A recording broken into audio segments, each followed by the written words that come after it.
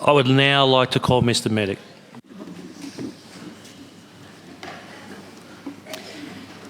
Thank you. I thank the President for this opportunity to speak, and I congratulate him on his election. I'm sure that he will preside in a manner that brings honour and honesty to this place. I acknowledge that this land was, is, and always shall be Aboriginal land. I pay my respects to Elders past, present and emerging of all the First Nations peoples of Victoria.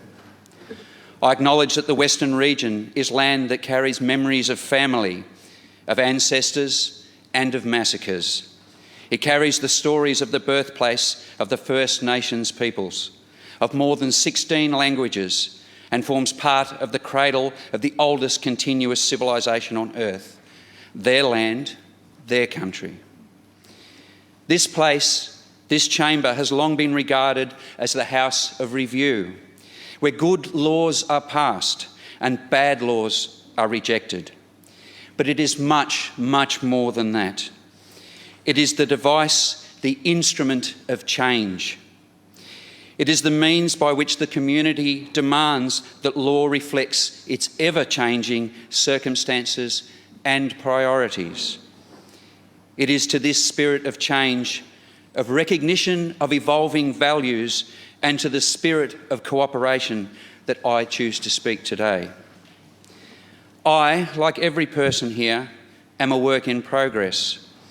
And when I turn that light of self-examination upon myself, I am confronted with how I have changed over the years, with where I came from to be here today. I am not a native Victorian, but rather I chose this incredible state, the beautiful Western region and the town of Torquay, where we have now lived for 30 years, to be my home. It is an incredibly diverse and, in my opinion, the most beautiful part of Victoria. Home to a breathtaking coastline, stunningly beautiful national parks such as the Otways, and the sweeping plains of the Western farmlands, all populated by the most incredible mix of people and trades, of a rich landscape of animals. It is here I met my beautiful wife April, and we raised our 2 children, Keelan and Eden. And I stand here as the proud father of 2 wonderful children, both part of the LGBTIQ community. I would further add that this period of our lives has been particularly difficult for my wife April, and that I owe everything to her. She is the reason I am here. You saved my life, my love. You showed me how to be a better human being and continue to be an example of what I should strive to be. I am originally from the Central Coast of New South Wales, and I grew up, the youngest of 7, in the only house in an industrial area. Over the back was the brickworks, across the road the pie factory. It was a source of wonder and amusement to me that every time the brick ovens were fired up, we could watch the armies of cockroaches march down the street to find a new, far more comfortable home in the pie factory. Our family were what would today be described as working poor. There were many nights when the dinner table menu consisted of spaghetti and tomato sauce. One of my sisters even suffered from scurvy, something unheard of in modern society. Unlike many families where hardship brings them closer, ours became fractured.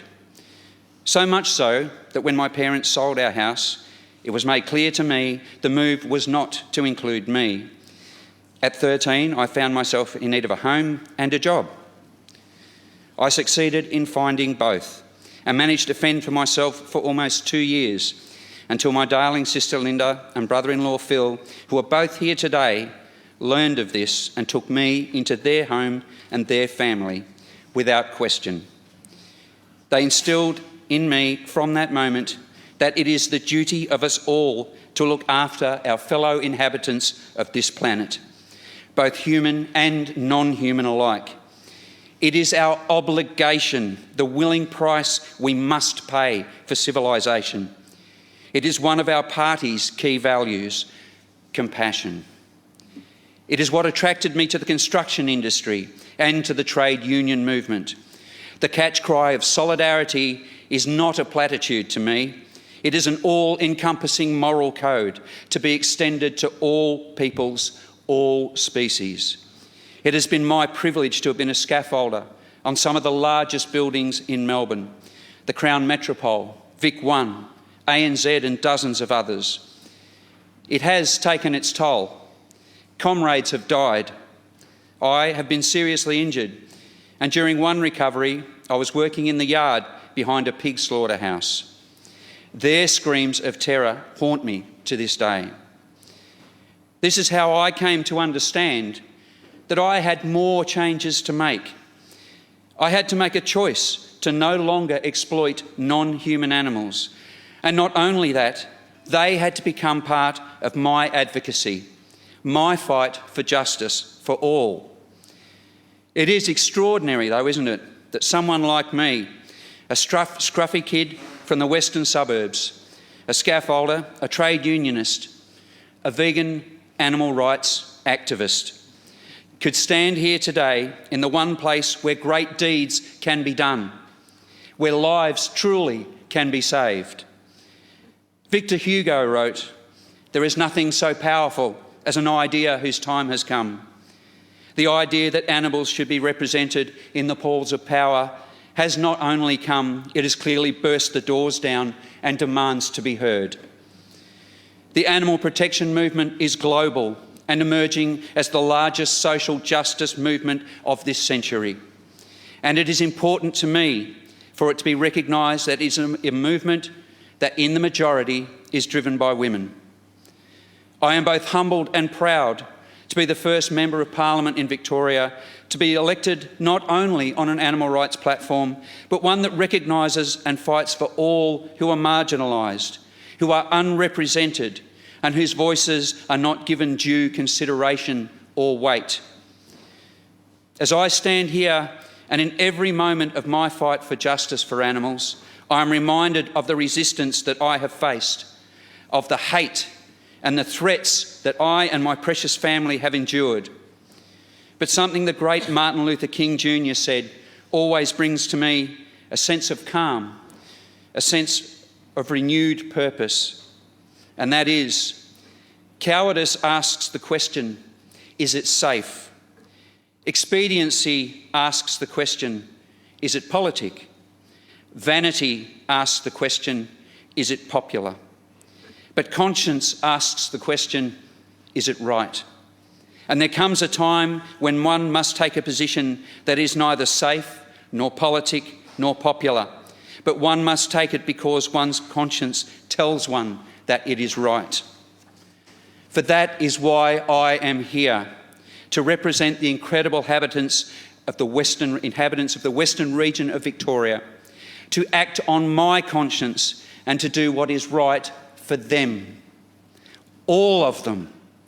They are all of the utmost importance to me, from the native wildlife to the domestic companion animals, from the First Nations peoples to the diverse people of Geelong and the other regional cities, and to the farmers. Yes, the farmers. I am here to extend the hand of understanding, to offer an olive branch, to help them adapt to the changes that our climate emergency will force us all to make. But not only that, but because of the fundamental shift in how we view the lives of all sentient beings, of non-human animals, beings with families, lives and interests of their own, is now a building block of modern society. For if we are all to survive in this world, if we are to remain relevant in this place, we must reflect the values of all our communities. If we persist in the values of the 1950s, not 2019 and beyond, we will be but a parody, a true-life enactment of Don Quixote, mad with fear, tilting at the windmills of progress and an evolving society with new values. We will be irrelevant when we should lead. In the same way I have stood shoulder to shoulder with my union comrades I will fight for those whose languages we don't speak. I will pursue the permanent legislated ban of duck shooting in Victoria, the banning of that most evil of poisons, enemy of the dingo and other native species, 1080 poison. I will fight to end jumps racing, to join with many other countries around the world and end greyhound racing. I will fight for far greater protection of our native species and greatly increase penalties for those who kill them. I will fight for an independent Office of Animal Protection with full investigative and prosecutionary powers. I will stand and fight for them because, as a man who I consider more than a mentor, Philip Wallen, along with his amazing wife Trix, has said, when we suffer as equals. And in their capacity to suffer, a dog is a pig, is a bear, is a boy.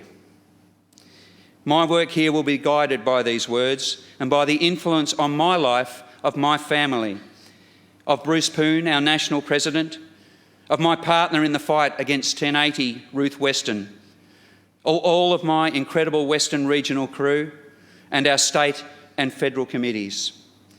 We must enact change. We must lift all of those who cannot lift themselves, for that is why we are here. We must above all else enact or change laws guided by that simple, powerful, beautiful trait inherent in us all, compassion. Because you see, to animals, we are at once their biggest threat and their only hope. I will close now, and I'll leave you with a poem that I keep here in my breast pocket.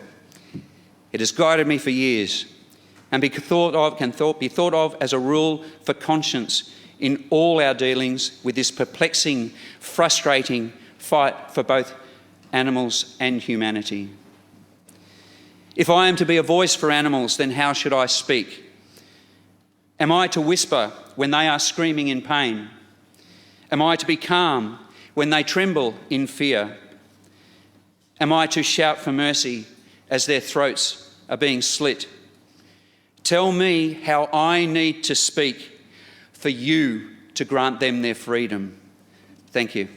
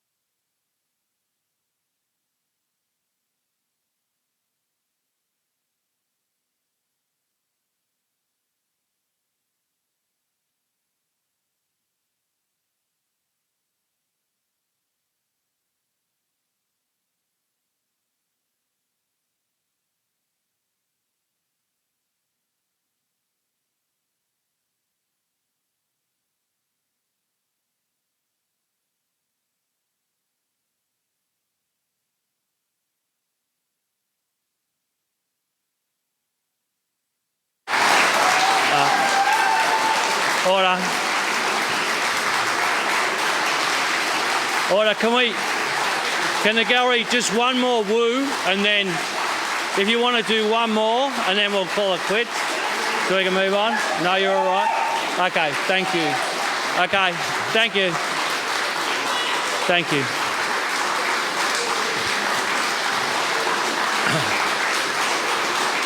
Okay. Could I please call members